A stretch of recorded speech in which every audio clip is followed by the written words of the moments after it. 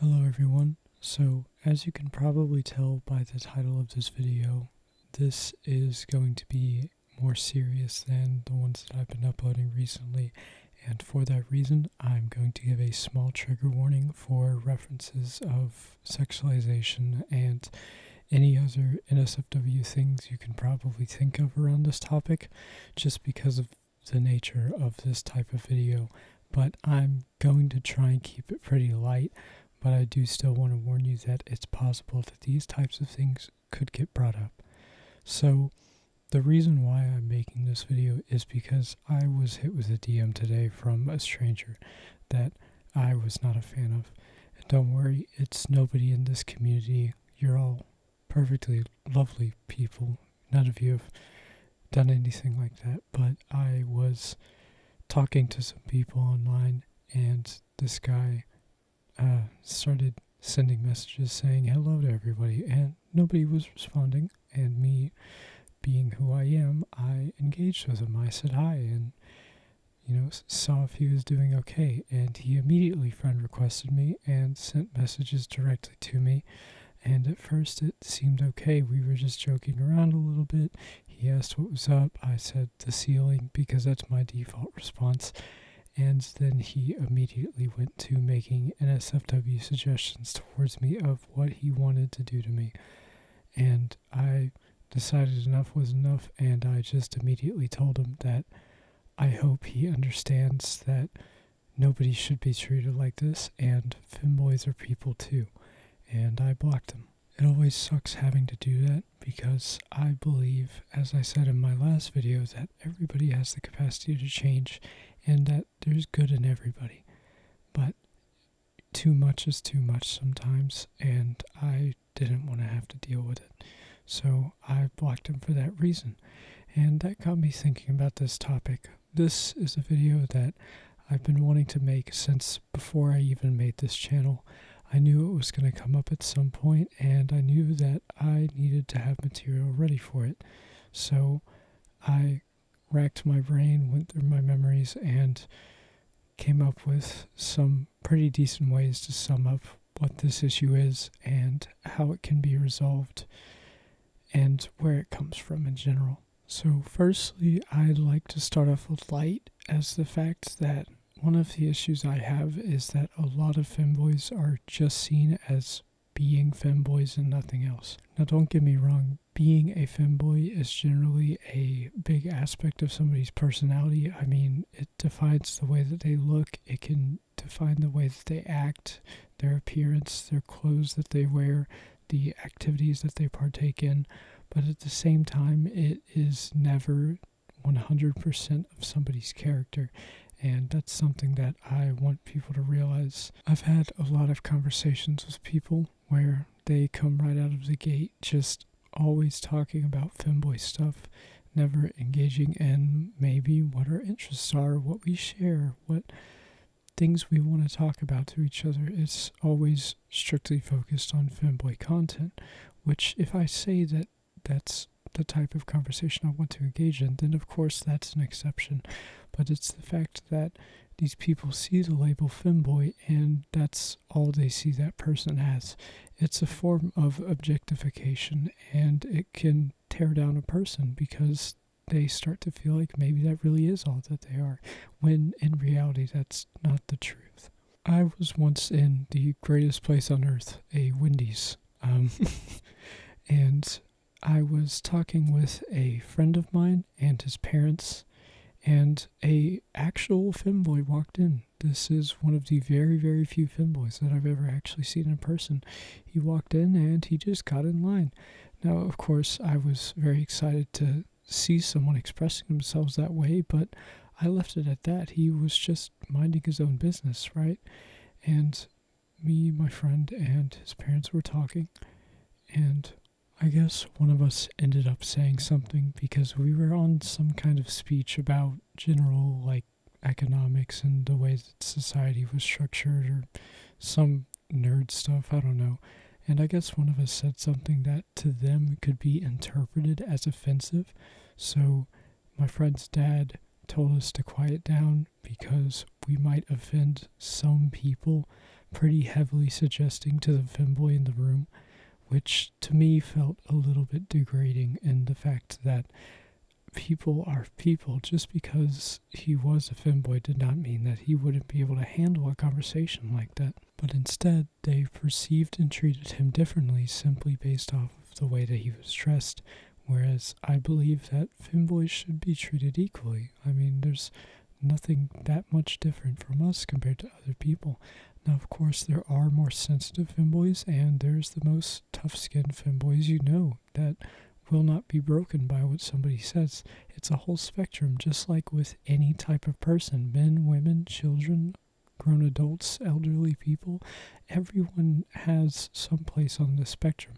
And one part of somebody's personality shouldn't define to you whether or not they lie on one side of the spectrum or the other. For a lot of this video, I've been trying to avoid it, but as I said in the beginning and why I gave this warning is that most of the problem that I have with femboys being treated differently is the sexual connotation. The fact that people see femboys and they see them as sex objects. They're characterized as these people in their heads that can be toyed with, that are just there for their pleasure and enjoyment, when we are people too. I know that I already said it earlier, and I'm probably gonna say it 5 more times, honestly, but it's simply the truth. We should be treated just like everybody else. I've gotten weird DMs from people before asking me to do BDSM stuff for them. People falling in love with me after just a day of talking to them when they were 22 and I was 17 and they knew that I was 17. Other people above the age of 18 asking me the same thing. I had a 15-year-old kid ask me once how low my age range went, and I had to very politely tell him that I am not into children because I'm a normal person and that's not something I would ever do. And as I said, I also had to deal with the DM that I got just a couple of hours ago, pretty much jumping into NSFW stuff right off the bat with no warning and without me asking for it. The thing is that a lot of people see the sexualization and decide that it's just whatever because it's just people online viewing these people, or that these people are quote-unquote asking for it, which sounds familiar to another topic that I believe also needs equal addressing. But the issue with this is that this can actually turn dangerous. This can really lead to the endangerment of people's safety, of people under and above the age of 18. They're at risk of being assaulted, killed, all types of NSFW acts forced upon them because of the way that femboys are perceived, because they're treated like objects. I want to read to you a story that I read a couple of days ago. I don't know if this is true, but given the nature of Reddit, you kind of have to take this with a grain of salt.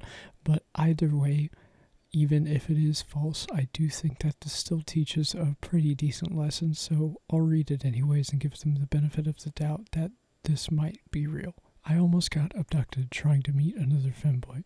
I met this femboy in Discord that lives near, and we talked for like a week or so, or most of it, just horny stuff, until we decided to meet. We planned to meet at his metro station and then go to his place. When I got out of the train, I got so nervous. I told him I left at the wrong stop, and then got out of the station as a normal guy, since we didn't know what we looked like. I know, this is very dumb. Before telling him that, he described what he wore so I could identify him, so I looked for him when I got out, just out of curiosity. When I got out, I just stood still trying to calm myself when suddenly he comes out with 2 enormous guys, and they all looked kinda mad. My heart dropped. If I hadn't backed out, I probably wouldn't be talking. Anyways, after that, I went to my shower and cried.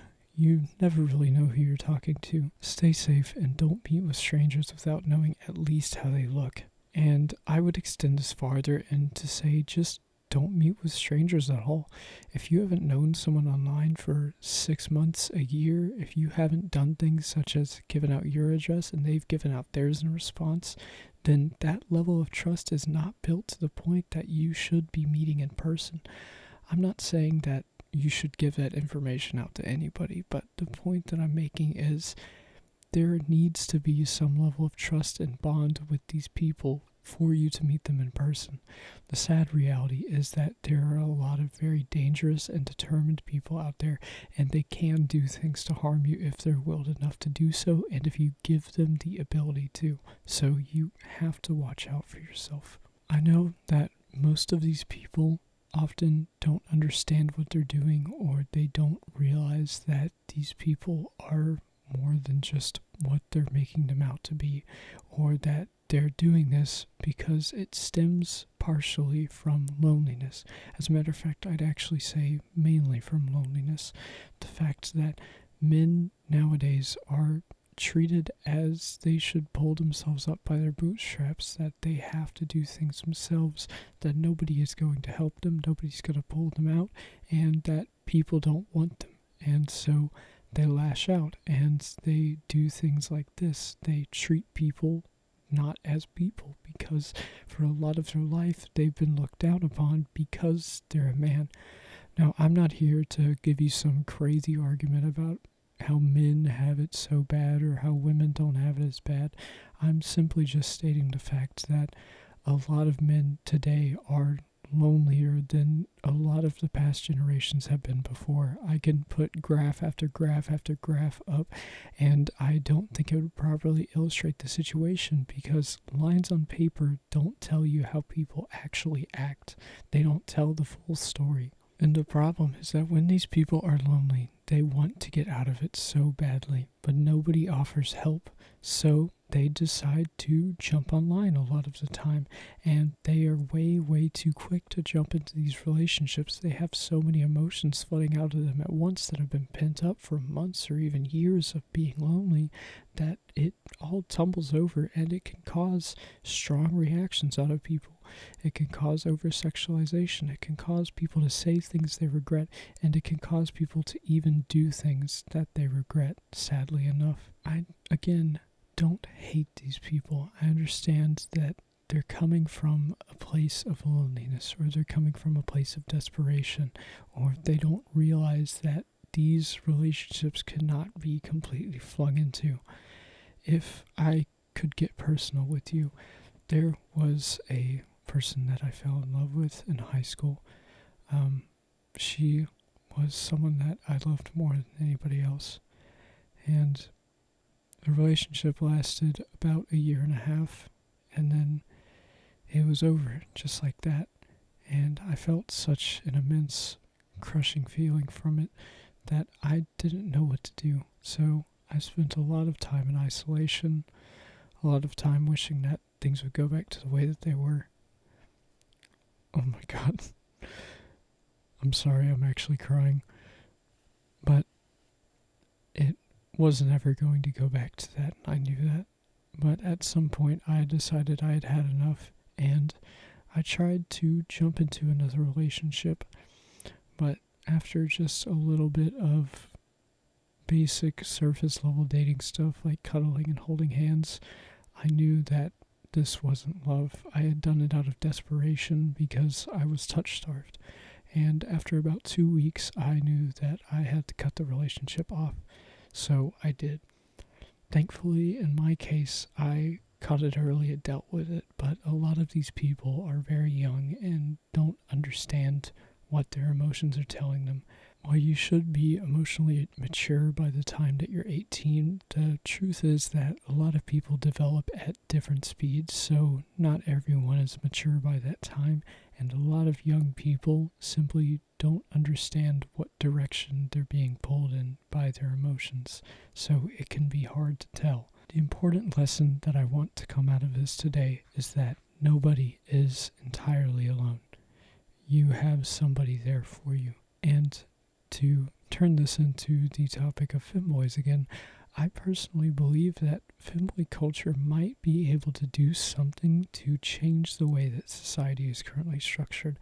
Now, of course, I'm not going to sit here and say something absolutely insane, like there's going to be a femboy revolution in 2033 and the Capitol's overthrown. That's not what I'm saying. What I'm saying is that the subculture of femboys could potentially start a conversation about the way that men are treated. And I think that conversation has been starting, and it can potentially lead it in a very positive direction. I think potentially things could even get normalized, like guys giving each other hugs, or just being there for each other to talk, or maybe even things such as platonic cuddling, which you may or may not be a fan of, and I'm not trying to force that on anyone. I'm just saying that these things are generally viewed as feminine, or something that only women do. Only women reach out to each other, only women are there to talk to each other, when it shouldn't be like that. It shouldn't be only women, and it shouldn't be just women. It should be everybody. Everybody should be able to be there for each other and to uplift each other.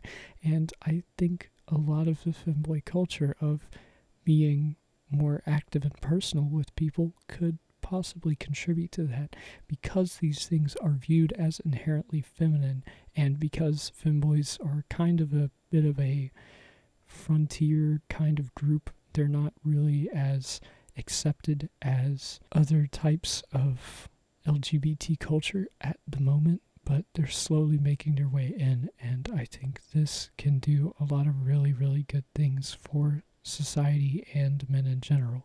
And I think that by this conversation progressing, and by things being able to be restructured in societal norms, that these people can get the attention they need, and they can be better people in society, and they can be who they should be. They can be their best self.